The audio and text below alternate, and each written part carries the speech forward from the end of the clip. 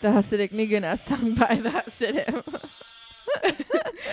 Hassidim doing Hasidic stuff with Hassidim. It looks really funny when you see it written out. Like, it's funny when you say it, but then when you see it, it's even funnier. It's even funnier. Yeah. It's Hasidic. So that's the title of the episode. Okay, welcome to Yenta. Okay, we're here. The podcast that's sometimes about comedy, sometimes about Judaism, and always about gossip. Today on the podcast we have us. The best guest possibly in the world. You know us. You love us. Sometimes. We're cute. Yeah. Okay, today we're talking Jewish music. Jewish music. All you little Jewish nerds. Yeah. That's all you want to hear. And we're going to give it to you. Yeah. Because the episode with Alana Arian got so much incredible response that we're like, oh, there are little Jewish music nerds out there. It's amazing. Just like us. Yeah. So this is just an episode to do our hottest takes on Jewish music, I think. Okay. Question number 1. Ray. Yes. What is on the set list for your Tisch? Okay.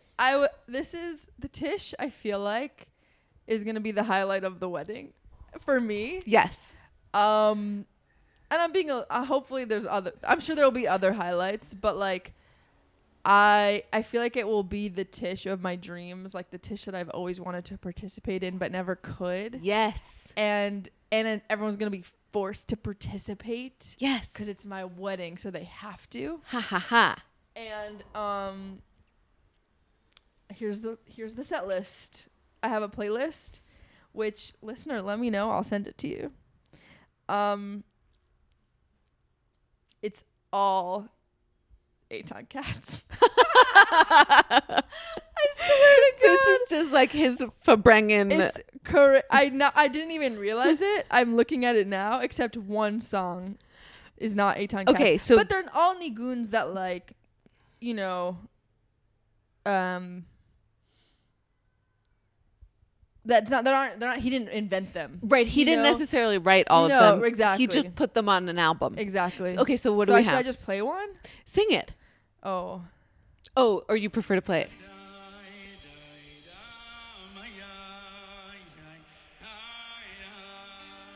Have you heard this one? I don't know.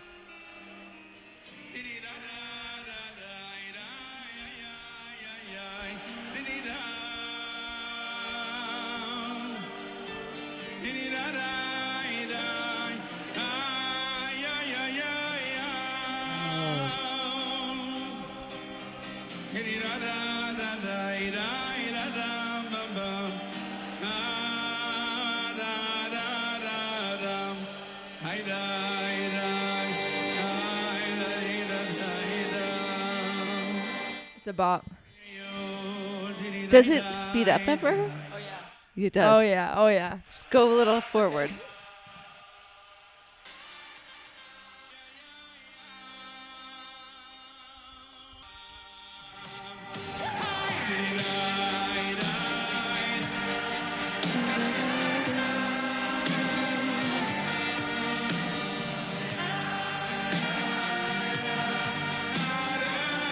Do you know where this is from?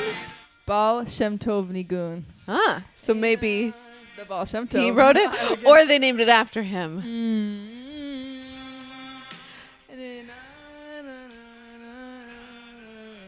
What do you think about this one? I love it. It's good, right? It's great. Eitan Cats is good at picking singable nigunim. Yes. Like, I've been... No words. Well, no words, but also, pause it for a sec. I've been, like, listening to a ton of Hassidic nigunim, and, like, so many of them I find to be, like, very unmelodic. Chabad, looking at you. Shout out. But, like, I feel like Eitan Cats is good at picking easier ones. Yeah. Like, a lot of these nigunim are so hard to learn. Yeah. These are all pretty easy. Yeah, and I like that about They have him. like the low part and then the high part. Yeah, and I think he also is using a lot of Carlbach. Oh, for who sure. was really good at making things singable. Yeah. Yeah. He's really, really good at it. He's really Carlebach influenced. Yeah. Him and his brother who grew up at the Happy Minion. Makes sense. Yeah. I was just talking last night about how to a Chabad guy about how he thinks that all of the Rebbes who have nigunim attributed to them, like this is called the Baal Shem Tov nigun, like maybe it's just named after him, or maybe this is something that they're attributing to him. Yeah, I have no idea. Like there's a whole Hassidic culture of attributing nigunim to rabbis, and it's like kind of doubtful if they actually were the writer, or sometimes it's very clearly documented that they didn't write it, that they just taught everybody the nigun that wasn't popular, and then they popularized it. That's cool. But sometimes, I don't know, this guy I was talking to last night thinks that there were ghostwriters. Yeah, I believe it. Yeah, I never was like super invested in like where they came from. Oh yeah. But I love like learning about it. Yeah. And you're in your chavruta about it. In my nigun chavruta. In your nigun chavruta, you're learning about all of it. Exactly. Right? And I like to know where they're from. I like when I learn a newly written nigun. Oh, that's I want to know. Oh, for sure. Who wrote it and where it's from. Yeah. And so like I'm very curious about the real oldies. I know. Like who wrote it and where they're from. But there's not always like great documentation, at least in English, on the internet. And I don't know if it's like easier to find in Hebrew and Yiddish. But anyway, Nigun Baal Shem Tov. I like that nigun a lot. Should I play another one? There's Yeah. one that's called Chabad Nigun, which is interesting because of our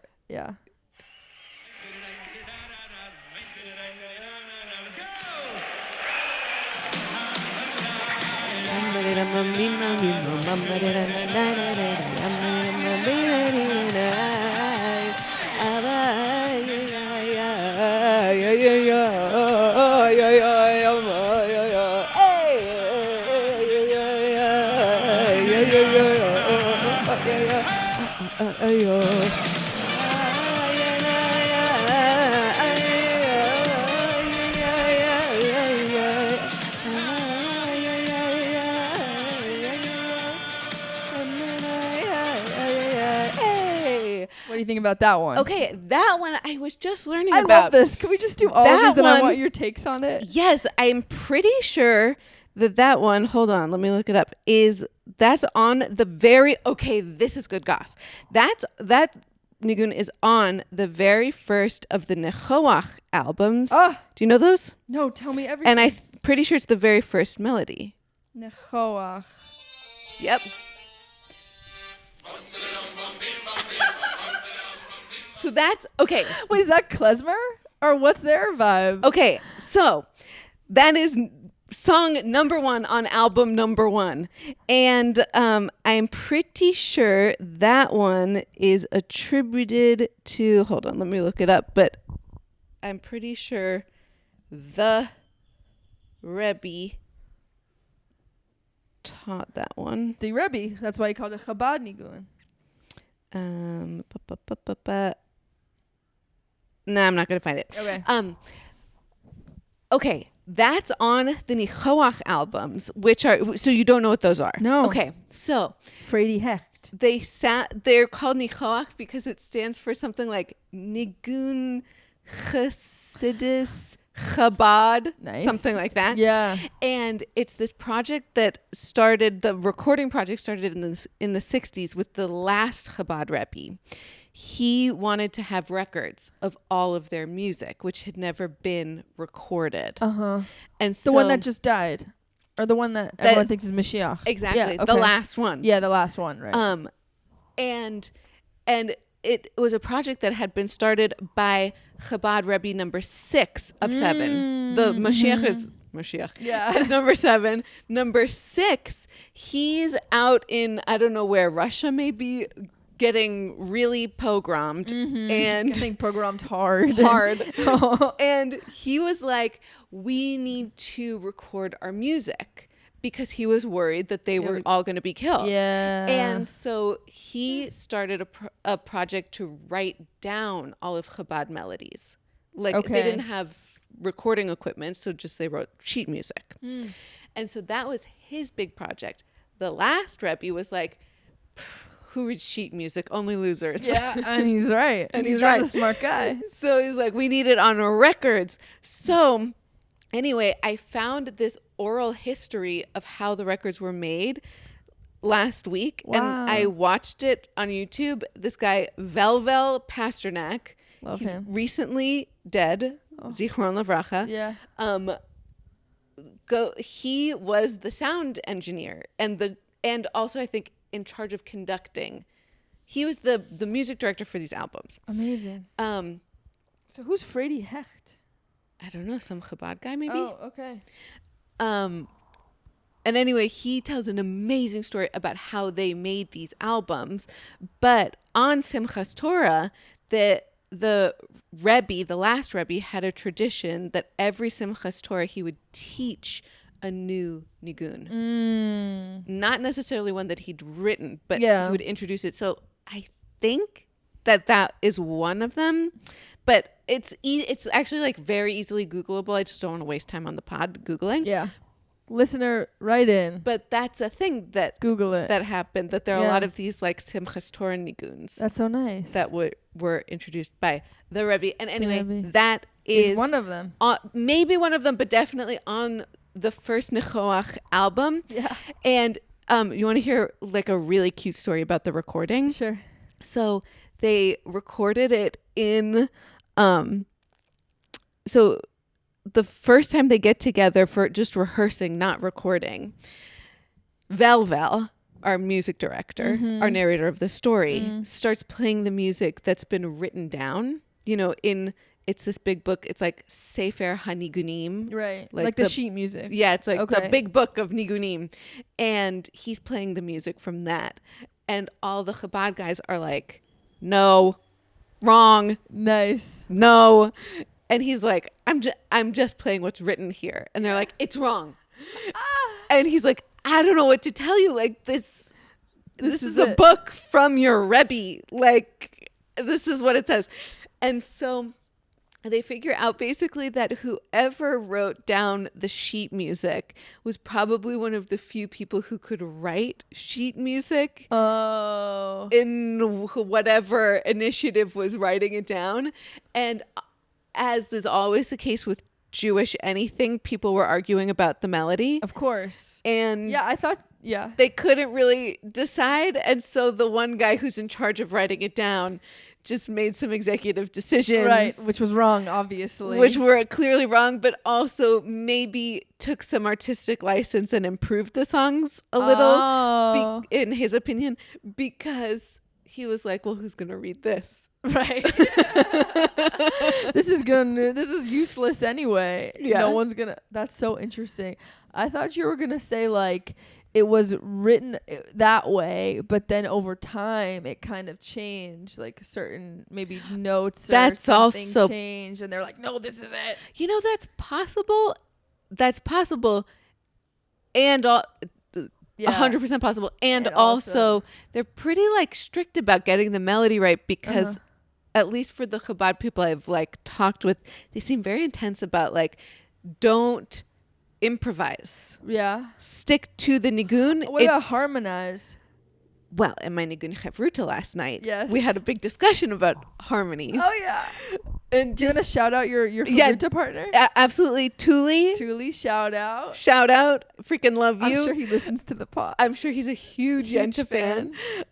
Formerly Hassidic, now just like from and cool. Yes. And we have a nigun Chevruta going on. And so we were talking about harmony, no harmony, because there is some teaching that like you got to stick to exactly the nigun because that is where the divine energy came in was through these exact notes. So you've got to get them right. Wow. You know? Yeah.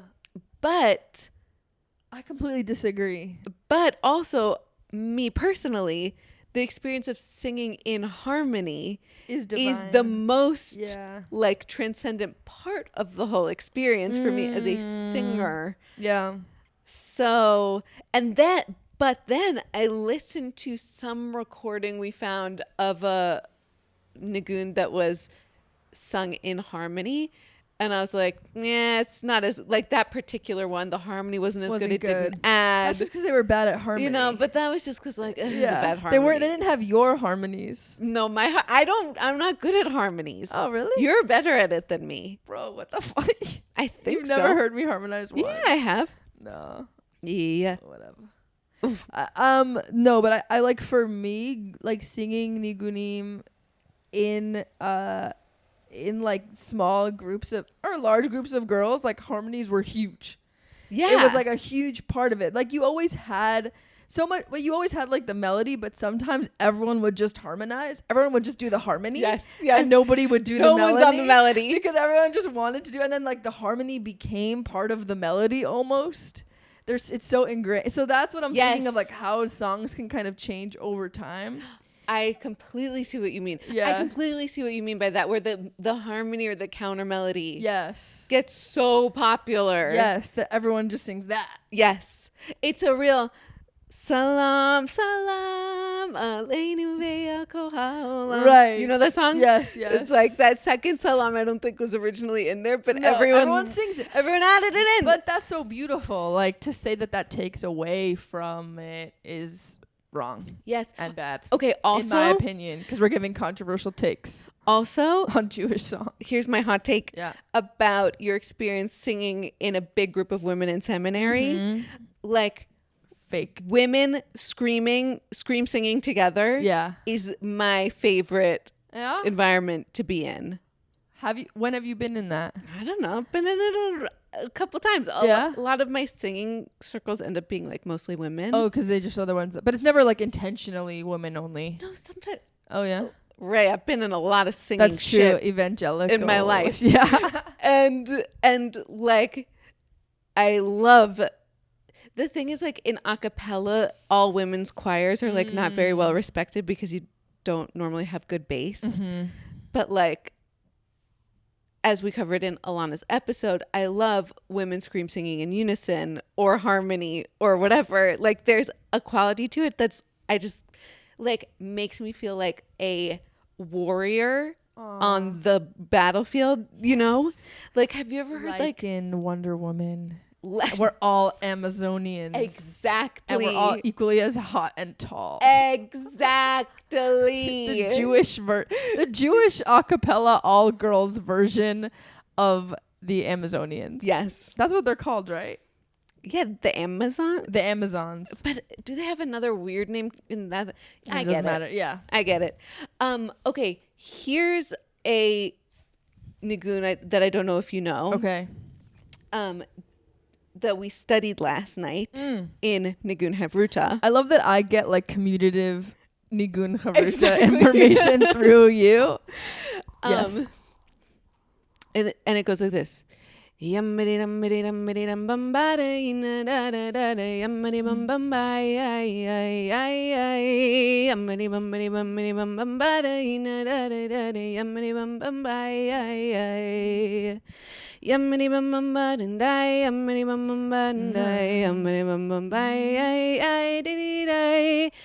Familiar? Like parts of it are familiar. That's kind of the thing with all like the Hassidic niggunim, they all like take parts from each other, then blend them together, and then kind of, which is great because it makes them easy to learn. Remix. Yeah, that one is fun because that was just a fun one to learn because I had heard it last year by Yehuda Glantz, some guy who recorded it as Hassidic niggun, and I was like, okay, that tells me absolutely nothing. That's ungoogleable. Right. And then I encountered it on this great album that I refer to as Hassidim being Hasidic with Hassidim. But that's That's not lovingly titled. That's not what it's called. The title is The Hassidic Niggun as sung by the Hassidim. Great. So you see what I mean? Yeah. Hassidim. Yeah. and I encountered on that as Barrel's niggun. Oh my God, I said I've it. Heard of that. Niggun. It's funny with our whole niggun versus niggun debate on the last episode. Huge. Then I immediately went to niggun chevruta, where my formerly Hassidic chevruta made fun of me. Only says niggun. And so then I get swept up in it when I'm around him. And then, oh my God, it's crazy. Should we have him on the pod? Yes, he'd be really great. But anyway, it's recorded as Barrel's niggun. And so then I could do some Googling. Barrel is a guy who lived in Tzfat who recorded a bunch of Hasidic niggunim just like in an archive. He didn't write it, but he recorded this one. And he was known for always like going really hard at, I forget what holiday. It wasn't Simchas Torah. It was something else. Purim. And so it's like an unexpected one. And so this niggun is like really jaunty. Yeah. So the one you just sang. Yeah. Nice. It's like gets pretty hype. So they called it Barrel's niggun because he liked to get hype. But then last night I learned that apparently the Babov or Breslov have added words to this one. And it's the words that are basically mean like there's no bigger mitzvah than to be happy. Gadol v'simcha. Liot Mitzvah gadola liot b'simcha. That's the one. Uh-huh. And there's another line from Rabbi Nachman that means something like there is nothing to fear. There's nothing bad, says our Rebbe. But anyway, I thought that this like the journey of this niggun is like. Do you have it with the words? Mm-hmm. Yes, play it or sing it.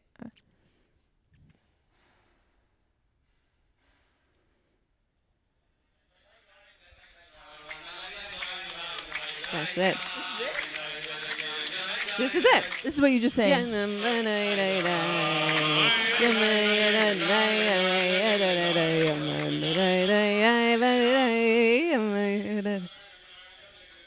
The Hassidic niggun as sung by the Hassidim. Hassidim doing really, Hassidic stuff with Hassidim. It looks really funny when you see it written out. Like, it's funny when you say it, but then when you see it, it's even funnier. It's even funnier. Yeah. It's Hassidic. So that's the title of the episode. Okay.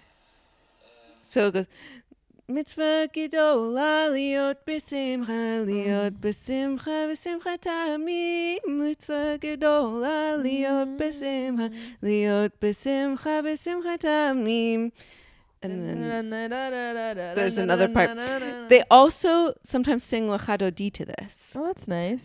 L'chadodi li kreskala p'nei Shabbat nikabela l'chadodi li kreskala. Did you put a doid in there? Yeah. You put a doid? I got it. Antonia put the doid. I got it. If I'm saying li cross kala, I can't be like do. Doidi. Oh, so stark. So anyway, that's my little nigun. I love that segue. I know. Was there another one that you wanted to share? There have been so many good ones. Yeah. Okay, here's an example of one that I just find it's pretty, but I find it incredibly unmelodic. Uh-huh. And this is like a big Chabad one that was allegedly written by the Alter Rebbe, who's the guy who started Chabad. Yeah.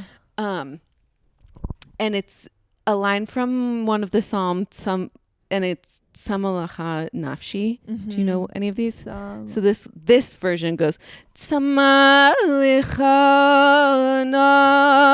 Nafshi Livitevigori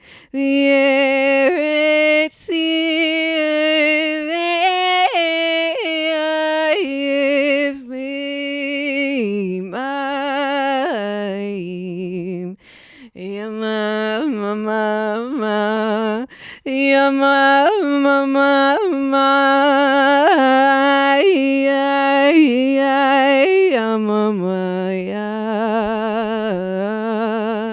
Yama mama ma Yama mama ma ya Yama mama. Damn. So like, That's really good. Like there's a lot of juice there, but it feels like a soloist song to me. The Yamamas feel like people can come in on it. Yeah. But the other part feels very soloist to me, which doesn't feel like the like kind of it doesn't feel like a Tisch. circle. It doesn't. It's just like I think it could be not fun. But it's like intense and moving. It's like that is my Yeah. I love that. You want to hear the second part? Yeah. It goes. Kein bakodesh azicha liroi susos voidecha Kein bakodesh azicha liroi susos voidecha. Damn. I know. Damn. Oh, that juice. And it's fun to sing as a soloist. I think you can get people in on that. Yeah? I don't know. Here's one that you can really get people in on. Yeah. I think I sang this for you last time. Do you know this one?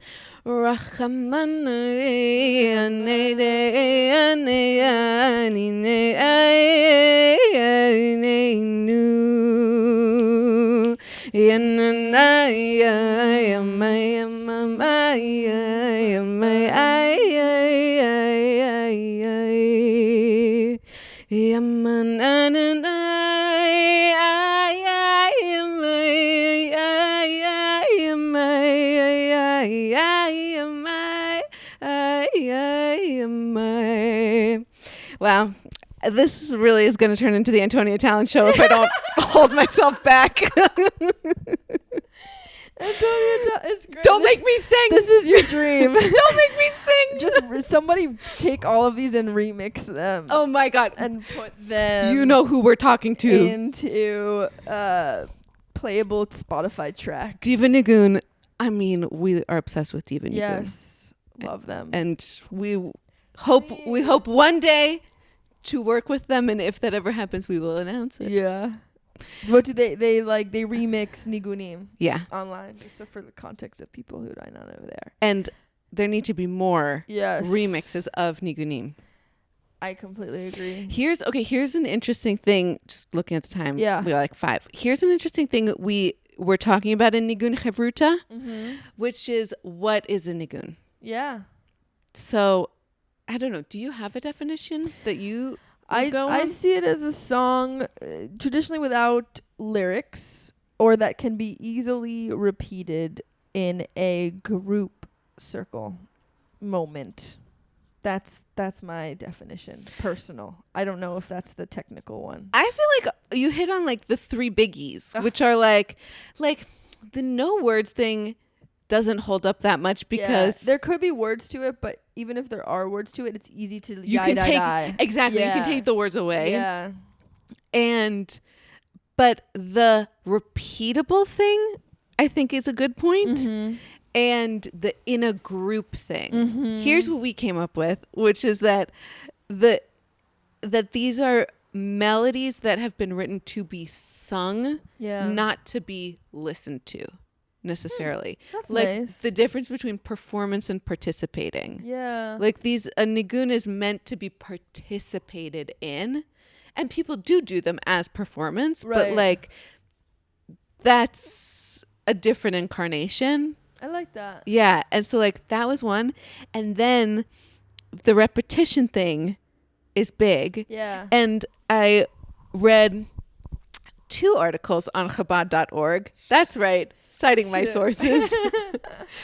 One of which was saying that someone taught that the nigun, the first time you sing it through sketches sketches like a blueprint. Is the blueprint of the gate that it is the gate to another dimension, and the second time you sing it you walk through the gate. Whoa. So the first time you sing the melody you see the gate, the second time you walk through the gate. Badass. So that's why a lot, even within a niggun part, you'll do A B B A B B. So there's a repetition, but also I read an article by my former Rebbe in Brooklyn about how there is a kind of music that has a linear build, a climax, and it ends quickly. And then there's the niggun that has peaks, and then it calms down, and then it peaks, and then it calms down, and it's very cyclical. He did not say this in the article, but to me that is obviously the male and female orgasm. Yeah. And I'm using male and female here because I'm being quick and glib about it. Yeah. I know what you mean. But these two different kinds of climaxing, I think, are a good thing to point out here, that like part of the niggun experience is like the repetition and that it builds and then it goes down. And like when I'm in a really good niggun circle, I always feel like it feels the same way that having sex feels, where you're like, oh, are we going to keep going? We could keep going. Okay, yeah, let's keep going. Yeah. And like oh my God. Around. And then we're like listening to each other and like, okay, no, you like without words, we're like, okay, now you do a thing. No, I do a thing. And you're like, we're balancing. Do I look weird? We're measuring. Like, oh, I forgot to shave. Yeah, wrong. Sorry, finish what you were saying. But so that feels, that like sexual metaphor really worked for me. I like that. Mm-hmm. What do you think about the difference between a niggun circle and a tisch? Okay. Well, my chavruta has a lot to say about this. Okay. Where when I first told him that I was doing niggun circles, he was like, that doesn't exist. And he's right. And sure. And he's Hassidic, and Hassidic is the only true form of Judaism, and he knows. Yeah. I was like, maybe it's a joke. It's a joke. It's a joke. We're joking. We're being funny. Yeah. So, like, and this is a cultural thing. Yeah. But I think, like, I end up calling things niggun circles because otherwise I'm not singing niggunim like in a lot of places. Like, you know, I'm not just having a tish. Well, I am having a tish after Shabbos dinner because that's me, because I'm forcing people to do that. Yes. But like, I'm not just like. When you make an event at Ikar, you can't call it a tish. I can't call it a tish because in some ways it's very similar. We have a table, we have food, but also we're carving out like a specific time to sing together as opposed to just having singing sort of seamlessly be a part of the calendar. Yeah. You know? Interesting. Which I feel like is a product of kind of progressive Judaism. Right. That we don't sing as much. Like, to me, I see it more as like maybe influenced by like camp. Like a singing circle at camp is like a time to sing around a campfire. Do you know what I mean? Yeah. Versus like this is a tish where it happened to already be at like a Shabbat table and we just continue into a tish. Like it's casual. Yeah. And the tish, you can plan a tish. I've been to tishes that are planned, and at a wedding they say we're having a tish. Yeah. But there's like an element of sometimes like more casualness, sometimes less facilitation. Right. People can get up and talk. Yeah. And sometimes with a niggun circle, you get there and all you do is sing for 90 minutes and then you go home. Yeah. And what do you prefer? Well, I've been experimenting with it for my niggun circles, and with what? At Ikar. No, what have you been experimenting with? With how much tishiness we have. Yeah. So I've reformatted it to be around a big table or Okay. multiple tables. Oh. Also because having a table to bang on, I think It's is so fun. It's so fun. I love a bang. And having a thing to snack on. Yeah. And just making it feel a little more like homey. Where having a meal together is nice. And then it's hard. I haven't yet like empowered the crowd to do a lot of talking because I don't trust them. That's fair. The people that show up to Ikar are always so normal. Exactly. And I love them. So, but I actually, you know, I what I learned from this is that I'm a way bigger Jewish singing nerd than I thought I was. you are a huge I know. Jewish singing nerd. I really am, but I don't understand it enough. Like I don't like I don't understand. I don't know. I love it, but I don't get it. Okay, maybe you should come to Niggun Chavruta. I know. I'll let you guys do that. But we can do it. Whatever. Whatever. We'll talk about it. But I do love it. I do love it a lot. And I want to like dissect. I want to show you every single song on my Tisch playlist. Me too. I want to show you it so hard. That could be good Patreon content. Is the 6-hour live stream, you know what it is? of us going through. Nobody's gonna want to listen to this. Is what in my head I'm like. Nobody gives a single fuck. But everyone listening to Yenta is a Jewish freak like us. I guess. Hello. Thank you for being here. We love Jewish you. freak.